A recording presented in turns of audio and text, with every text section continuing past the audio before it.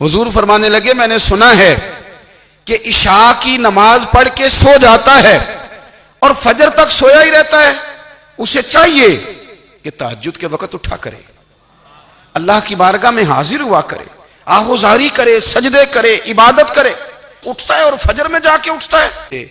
جناب حفصہ رضی اللہ تعالیٰ عنہ کہتی ہے میں نے جناب عبداللہ ابن عمر کو پیغام دیا اور میں نے کہا میرے جوان بھائی سن، نبی پاک نے فرمایا ہے تو اچھا پر تہجد میں نہیں اٹھتا، نفل نہیں پڑھتا۔ او میری ملت کے جوانوں، مزہ نہیں آ جاتا جب ساری دنیا سوئی ہو، ساری دنیا، اور بستر بھی گرم ہو اور نیند بھی پورا غلبہ کر رہی ہو، اور اچانک گھنٹی بجے دماغ میں، آنکھ کھلے، گھڑی پہ نظر پڑے، 3:30 4 بجے کا پیغام گھڑی بتائے، اور کوئی چڑھتی جوانی والا اٹھ کے وضو کرے، اور جب وہ مصلی کھول کے بچھائے تو مدینے والے محبوب کہتے ہیں کہ ہر نماز پہ رب ثواب دیتا ہے، اور جو اٹھ کے تہجد کی نماز پڑھے اسے دیکھ کے تو رب مسکراتا ہے، جو اس کی شان کے لائق ہے، جو اس کی شان کے لائق، وہ مسکراتا ہے، خوش ہوتا ہے کہ میرا بندہ تہجد میں اٹھ گیا، وہ مسکراتا ہے۔ کاش ہماری صبحیں کبھی اپنے مالک کے نام ہو جائیں، کاش کے صبحیں۔ حضرت ابو الحسن رحمۃ اللہ تعالی علیہ حضرت معاذ ابن جبل رضی اللہ تعالیٰ عنہ کے پاس بیٹھا کرتے تھے، فرماتے ہیں ان سے جو پیار بڑھا تو پھر میرا مصلی سے بھی بڑھ گیا۔ تابعی ہیں، فرماتے ہیں صحابی رسول سے محبت ہوئی تو ذکر سے بھی ہو گئی، پھر درود شریف سے بھی ہو گئی، محبت ان سے بڑھی تو پھر اللہ نے مسجد کا پیار بھی بڑھا دیا۔ آپ فرماتے ہیں کہ میری ہر وقت طبیعت چاہتی تھی کہ بس اللہ اللہ کروں، بس اللہ اللہ کروں، بس نہ میں ذرا تھوڑی جان چھڑاؤں لوگوں سے، کو 10 منٹ ملے تو میں کچھ 4 نفل پڑھ لوں، میں تھوڑا سا نہ بچوں لوگوں سے، اور مجھے تسبیح ملے تو میں نہ کچھ 400-500 دفعہ استغفار پڑھوں، سبحان اللہ، الحمدللہ، اللہ اکبر، لا حول ولا قوت الا باللہ، میں نہ تسبیحات پڑھوں۔ فرماتے ہیں کہ بچے تھے گھر میں 6-7، غربت تھی، کام ملتا کوئی نہیں تھا، اور میں کام چور نہیں تھا، کام ڈھونڈتا تھا، پر اللہ کی قدرت کے کام نہیں ملتا تھا۔ فرماتے ہیں کہ میں نے ایک دن اپنی اہلیہ سے کہا کہ آج میں پھر جاتا ہوں کام ڈھونڈنے، تو میری بیوی بڑی فرما بردار تھی، پر اس دن نہ غربت کے ہاتھوں تنگ آ کے کہنے لگی آج نانا کوئی تو چیز لے کے آیا، تو مجھ سے بچوں کی بھوک نہیں دیکھی جاتی، یہ سب روگاں دا روگ محمد جس دا نام غریبی، کنڈ بلا کے لنگ جاندے نہیں دوست یار قریبی، آج نہ کچھ لے کے آیا تو میں بچے لے کے میکے چلی جاؤں گی۔ شیخ فرماتے ہیں کہ میں بڑا پریشان گھر سے نکلا، پر میں نے صبح سے لے کے زور تک کام ڈھونڈا، کام ملا کوئی نہیں، تو میرے دل میں خیال آیا چلو کام نہیں ملتا تو اللہ اللہ تو کرے نا، چلو بندوں کی مزدوری نہیں ملتی تو رب کریم کی عبادت ہی کرتے ہیں۔ فرماتے ہیں کہ میں نے نا فرات کے پانی سے وضو کیا، نہر کے، شدید دھوپ تھی، ساتھ ریت تھی اور ریت تپ رہی تھی، میں نے اپنا رومال وہیں مصلی کے طور پر بچھا لیا، اور فرماتے ہیں کہ زور سے لے کر عصر تک نماز پڑھی، دھوپ بھی پورے زور پہ، پر میرے سجدے کا ذوق بھی پورے زور پہ۔ فرماتے ہیں سورج بھی چمک رہا ہے اور رب کی عبادت کا ذوق بھی پورے زور پہ، میں سجدہ کروں تو پھر میرا اٹھانے کو جی نہ چاہے۔ میرے استاد لکھا کرتے تھے، یہ ان کا شعر ہے، وہ کہا کرتے تھے مجھے سوز دے، مجھے ساز دے، اور مجھے نیم شب کا نیاز دے، دم سجدہ خود کو میں توڑ دوں، مجھے ایسا ذوق نماز دے، اور میں تیری بہار کا پھول ہوں، میں کھلا بھی ہوں تو تیرے لیے، مجھے میری شاخ سے توڑ لے، مجھے اپنی زلف کا ناز دے۔ بھائی فرماتے ہیں کہ عصر تک میں نے نفل پڑھے، دل ڈھلنے لگا، عصر کی نماز پڑھی اور میں وہاں سے چلا۔ اب میں جب نکلنے لگا تو دل میں خیال آیا کہ چھوٹی چھوٹی دیواریں ہیں گھر کی، بغیر کچھ لیے جاؤں گا تو بیوی دور سے دیکھے گی تو شور کرے گی کہ پھر خالی ہاتھ آ گیا ہے۔ کہتے میں نے اپنے اسی رومال میں جس پہ میں نے نماز پڑھی تھی نا، رومال میں کی آخی دے پنجابی جو صافہ کہتے ہیں، اسی میں نا میں نے کچھ ریت بھر لی کہ وہ دور سے دیکھے گی تو سمجھے گی کچھ لے کے آیا ہے، چلو جا کے اسے بتا دوں گا کہ آج پھر مزدوری نہیں ملی۔ کہتے ہیں وہ ریت لے کر جب میں گھر میں گیا تو پہلے بیوی دروازے پہ کھڑی ہوتی تھی، پوچھتی تھی خالی ہاتھ آ گئے ہو؟ آج میں نے دیکھا تو ہے ہی کوئی نہیں۔ فرماتے ہیں میں اندر داخل ہوا، سلام لیے، کونے میں نے وہ رومال رکھ دیا اور میں نے آواز دی کہ بھلی مانس کہاں ہو؟ تو وہ کہنے لگی آپ منہ ہاتھ دھو لیں، میں روٹی لے کے آئی۔ میں نے کہا روٹی کہاں سے آ گئی؟ یہاں تو کئی دنوں کے فاقے ہیں، کئی دنوں کی غربت ہے، یہاں تو اس گھر میں تو فقیری ہے۔ فرماتے ہیں کہ وہ روٹی لے کے آئی اور اس وقت کی جو موجودہ نعمتیں تھیں، سمجھ لیں سلاد، اچار، ہر چیز ساتھ لائی۔ میں نے کہا کہ بچے کہاں گئے؟ کہنے لگی وہ کھانا کھا کے کھیلنے گئے، آپ کھانا کھا لیں آ جاتے۔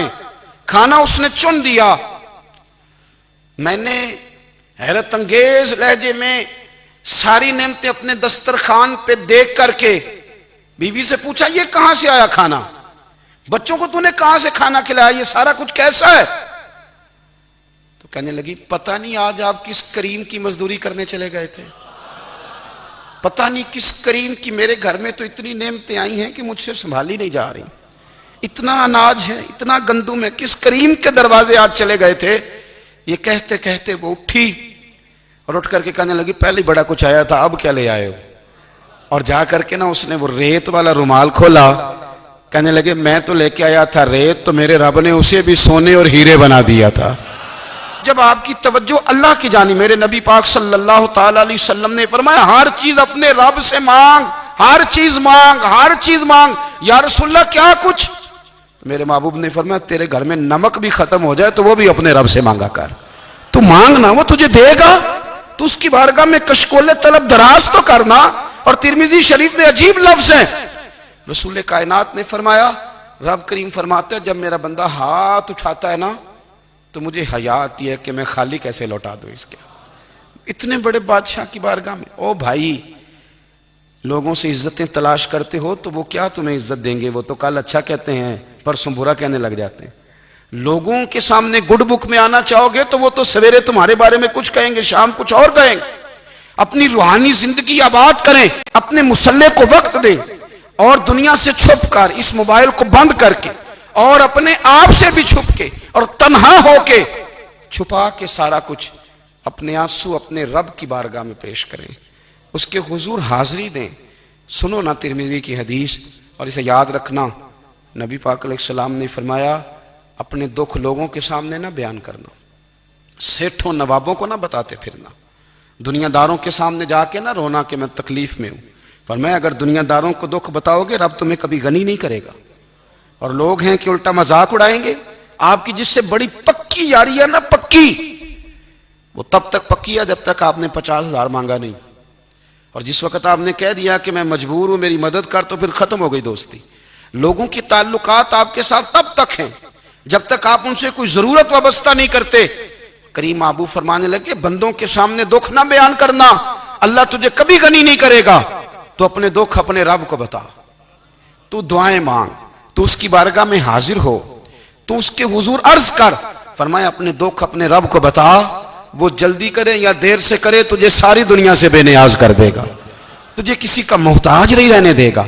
اپنے مسلح کو، اپنی دعاؤں، ایک بزرگ فرماتے ہیں میں نے دعا مانگنے کا طریقہ اپنی بیوی سے سیکھا، دعا مانگنے کا طریقہ اپنی، سیکھنے والے تو اپنے بچوں سے بھی سیکھ لیتے ہیں، سیکھنے والے تو ہر ایک سے سیکھتے ہیں۔ وہ کہتے ہیں میں نے دعا مانگنے کا سلیقہ اپنی بیوی سے سیکھا ہے۔ حضرت وہ کس طرح؟ فرمانے لگے میری بیوی نے نا مجھے کوئی کام بتایا، کچھ پیسوں کی ضرورت کے لیے کہا، تو میں نے اسے کہا کہ بھئی ابھی میرے پاس نہیں ہے، کچھ دنوں میں آتے ہیں تو میں دے دوں گا۔ عورتوں کی عادت ہوتی ہے وہ بار بار یاد کراتی ہیں، 2-4 دنوں کے بعد پھر اس نے کہا حضرت وہ میں نے کہا تھا کچھ پیسے، میں نے اسے کہا کہ ابھی میرے پاس نہیں ہے، کچھ دنوں میں ملتے ہیں تو میں تمہیں دے دوں گا۔ اس نے کچھ دنوں کے بعد پھر کہا حضور وہ میں نے کچھ پیسے کہے تھے۔ فرماتے میں نے ڈانٹ دیا، میں نے کہا کہ کیا تو روز مجھے شرمندہ کرتی ہے، کہا نا میرے پاس نہیں ہے، ہوں گے تو دے دوں گا، تو روز یاد کراتی ہے۔ فرماتے ہیں اس نے پہلے تو میری ڈانٹ کو سہا، پھر میرے سخت جملوں نے اس کی آنکھوں میں آنسو پیدا کر دیے، پھر اس نے اپنے آنچل میں اپنے اس دکھ کو سمیٹا، اور پھر اس نے ایک جملہ کہا تو میں رو پڑا، اور مجھے اپنے رب سے مانگنے کا طریقہ آ گیا۔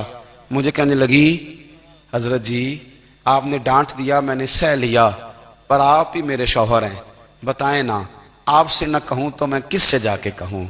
فرماتے ہیں میں رو پڑا، اور میں کھل کے رویا، اور میں تڑپ کے رویا، اور پھر میری سسکیاں بند گئیں۔ تو مجھے کہنے لگی آپ کو کیا ہوا؟ میں نے کہا مجھے بھی دعا مانگنی آ گئی ہے، جب میں اسے کہوں گا نا اللہ تو ہی میرا رب ہے، میں تجھ سے نہ کہوں تو میں کس سے جا کے کہوں؟ میں کیوں کسی بندے سے سوال کروں؟ میں کیوں کسی دنیا دار سے کہوں؟ میں تیرے بندوں کا، نیک بندوں کا وسیلہ لے کے، تیرے محبوب کی غلامی لے کے تیری بارگاہ میں آیا، تجھ سے نہ مانگوں تو کس سے مانگوں؟ سمجھ آ گئی ہے، جب میں اس رنگ میں مانگوں گا تو پھر رب میرے اوپر بڑا ہی فضل فرمائے گا، وہ میرے اوپر بڑی رحمت کرے گا، وہ میرے لیے آسانیاں کرے گا۔ عزیز دوستو، ہم اس طرح کرنے لگ گئے ہیں کہ ہم نے نا اپنے تعلقات پر اعتماد کرنا شروع کر دیا ہے۔ میرے تعلقات بہت ہیں، ہم نے اپنی دولت پر اعتماد کرنا شروع کر دیا ہے، میرے پاس دولت بہت ہے، ہم نے اپنے علم پر، اپنی شہرت پر اعتماد کرنا شروع کر دیا ہے کہ میرے پاس فلاں چیز بہت ہے۔ یاد رکھنا، جب بے نیاز اپنی صفت بے نیازی دکھاتا ہے تو بڑی بڑی دولتوں والے مجبور نظر آتے ہیں۔ بھائیو، جب انسان کا رشتہ اپنے مالک کے ساتھ ہوتا ہے پھر تو غم بھی کچھ نہیں کہتے، پریشانیاں بھی کچھ نہیں کہتی، پھر تو زندگی صبر والی، پھر تو زندگی توکل والی، پھر تو زندگی بھروسے والی، پھر انسان اپنے آپ کو رسوا نہیں کرتا، دنیا داروں سے امیدیں اس کی ختم ہو جاتی، امیدیں اللہ رسول سے لگا لیتا، مضبوط ہو جاتا ہے، مضبوط، طاقتور ہو جاتا ہے، خوددار ہو جاتا ہے، باوقار، باعزت ہو جاتا ہے۔ حضرت بہلول دانا رحمت اللہ علیہ بیٹھے تھے تو ہارون رشید حج کر کے آ رہا تھا، تو رستے میں حضرت شیخ سے ملاقات ہو گئی تو السلام علیکم کے بعد کہنے لگا، حضور کوئی حکم ہو تو بتائیے گا۔ تو حضرت بہلول دانا فرمانے لگے، تیرا رب کون ہے؟ اس نے کہا اللہ۔ تو فرمایا میرا کون ہے؟ کہا اللہ۔ فرمانے لگے تو بڑا ہی بیوقوف ہے، کیا تو یہ سمجھتا ہے کہ رب ہارون رشید کو تو دے گا اور بہلول دانا کو بھول جائے گا؟ تیرا بھی وہی رب ہے، میرا بھی وہی رب ہے، اس نے اگر تجھے دے کے آزمایا ہے تو ہو سکتا ہے مجھے نہ دے کے آزما رہا ہو، جب اس کی حکمت کے تقاضے ہوں گے تو عطا کرے گا اور دے گا، تو جا اپنا کام کر۔ بھائی، اپنی روحانی زندگی، اپنی عبادات، اپنے وظائف، اپنے روزمرہ کے معاملات، اپنی دعائیں، اپنا استغفار، دیکھو کوئی مشکل کام تو نہیں، 2 رکوع ہیں سورہ واقعہ کی اگر رات کو پڑھ لی جائے تو۔ میں کس طرح یہ بات بیان کروں کہ تعویذ بانٹنا آسان ہے اور وظیفہ بتانا مشکل ہے؟ سارا دن تعویذ بانٹیں تو لوگ لینے کو تیار ہیں، اور اگر آپ وظیفہ بتائیں تو کہتے ہیں تو مشکل کام ہے۔ او خدا کے بندے، اگر آپ کا تعلق قرآن پاک کے ساتھ مضبوط ہو، قرآن پاک کے ساتھ اگر آپ کا رشتہ ہو، لوگ سفارشیں ڈھونڈتے ہیں نا دنیا میں، کوئی تعلق مل جائے تو میرا کام ہو جائے، دنیا میں اتنا مشکل معاملہ ہے، آخرت میں مجھے بتائیے گا کتنا مشکل معاملہ ہوگا۔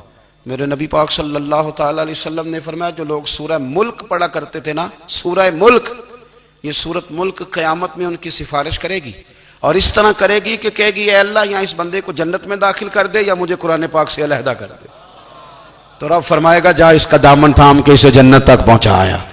آپ بات کو سمجھیں، جب آپ کے تعلقات اپنے معاملات کے ساتھ مضبوط ہوں گے، یہ نبی کریم نے وعدہ کیا ہے کہ تو سورت واقعہ پڑھ، تیرے گھر میں فاقہ نہیں آئے گا۔ حضرت عبداللہ ابن مسعود رضی اللہ تعالیٰ عنہ بیمار تھے تو حضرت عثمان غنی رضی اللہ تعالیٰ عنہ تیمارداری کے لیے تشریف لے گئے اور جا کر کے کہا کہ آپ بڑے بیمار ہیں، آپ کی بیٹیاں زیادہ ہیں، میں چاہتا ہوں کہ خزانے میں سے کچھ مدد کروں۔ تو سیدنا عبداللہ ابن مسعود رضی اللہ تعالیٰ عنہ اٹھ کے بیٹھ گئے اور کہنے لگے، امیر المومنین، اللہ آپ کو میری طرف سے، میری بیٹیوں کی طرف سے بہتر صلہ دے، میری بیٹیوں کو کسی خزانے کی ضرورت نہیں، میں نے انہیں خزانہ دے دیا ہے۔ کہا جناب آپ نے کون سا خزانہ دیا ہے، میں آپ کے مالی معاملات کو جانتا ہوں۔ تو فرمانے لگے، امیر المومنین، میرے نبی کریم نے فرمایا ہے جو سورت واقعہ پڑھے اسے کبھی فاقہ نہیں آتا، میں نے بیٹیوں کو یاد کرا دی ہے، یہ خزانہ میں نے انہیں دے دیا ہے۔ وہ سارے والدین سنیں جو بیٹیوں کے لیے پریشان رہتے ہیں، حضرت عبداللہ ابن مسعود نصیحت کر رہے ہیں، فرمانے لگے میں نے سورت واقعہ یاد بھی کرا دی ہے، پڑھنے کی عادت بھی ڈال دی ہے، حضور نے فرمایا ہے جو سورت واقعہ پڑھے اسے فاقہ نہیں آتا۔ کہنے لگے چاند تو اپنی جگہ چھوڑ سکتا ہے، سورج گر سکتا ہے، تارے ٹوٹ سکتے ہیں، پر مدینے والے رسول کی بات غلط نہیں ہو سکتی۔ حضور نے فرمایا فاقہ نہیں آئے گا تو انشاءاللہ کبھی بھی نہیں آئے گا۔ کرنے کا کام یہ ہے کہ ہم اپنے معاملات، اپنی عبادات، اپنی دعائیں، کبھی 10 منٹ عادت ہو جائے نا دعا مانگنے کی علیحدہ سے رات کو، حضور نے فرمایا جو فرض نماز کے بعد دعا مانگے اللہ اس کی قبول کر لیتا ہے۔ نبی پاک صلی اللہ تعالی علیہ وسلم نے فرمایا اللہ مسافر کی دعا قبول فرماتا ہے۔ حضور نے فرمایا اللہ مظلوم کی دعا قبول فرماتا ہے۔ حضور نے فرمایا بیمار سے دعا کراؤ اللہ اس کی دعا قبول فرماتا ہے۔ میرے نبی پاک نے فرمایا ماں باپ جب بھی اولاد کے لیے ہاتھ اٹھائیں، ویسے تے بلے شاہ تو آسمانی اڈدیاں ہی پھڑ دیں، جڑا گھر بیٹھا انہوں بڑھیا ہی نہیں۔ حضور فرمانے لگے ماں باپ جب بھی اولاد کے لیے دعا فرمائیں اللہ ان کی دعا کو قبول کرتا ہے۔ آپ اپنا تعلق بنائیں، دعا کے ساتھ، عبادت کے ساتھ، مصلی کے ساتھ رشتہ بنائیں، استغفار پڑھیں۔ صلاح الدین ایوبی صلیبی جنگوں میں تھے، رات کو مسجد اقصی میں نماز پڑھی تو پریشان تھے۔ ایک بزرگ سے ملاقات ہوئی تو وہ کہنے لگے کہ آپ بڑے پریشان ہیں۔ کہنے لگے حضور پریشان اس لیے ہوں کہ پہلے ہی مسلمان کمزور ہے، اب میں نے سنا ہے دشمن کا ایک بحری بیڑا وہ جنگی سامان سے بھرا ہوا آ رہا ہے، تو اب ان کے پاس اور تلواریں اور نیزے آ جائیں گے، مسلمانوں کے پاس پہلے ہی وسائل کی کمی ہے، پریشان ہوں کس طرح کر کے مقابلہ کریں گے۔ یہ بات کہتے ہی صلاح الدین نے بزرگوں سے کہا حضور آپ بھی دعا کرنا، دعا کی بڑی طاقت ہے۔ میرے نبی پاک نے فرمایا دعا مومن کا ہتھیار ہے، دعا مومن کا حضور نے فرمایا تقدیر کو سوائے دعا کے کوئی چیز نہیں بدل سکتی، دعا مومن کا ہتھیار ہے، یہ کافر کے پاس کوئی نہیں، یہ ہتھیار ہے مومن کا۔ اللہ کرے آپ کو سمجھ آئے، پھر سنیں، کئی بار کہہ چکا ہوں یہ ہتھیار ہے، کافر کے مقابلے میں جو تیرے پاس سب سے بڑا ہتھیار ہے وہ دعا ہے۔